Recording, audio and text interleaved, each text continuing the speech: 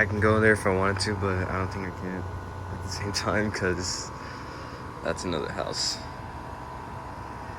But as far as from I know, this unit's from 2012 and it's a 2.5 ton. It's got one of those older Rheem logos, like the black and red one, than the silver ones. And there's these 2 units are running.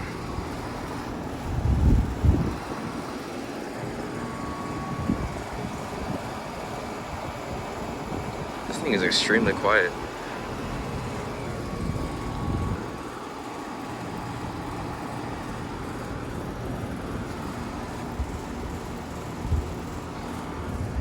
Alright, anyway, hope you all enjoyed the video.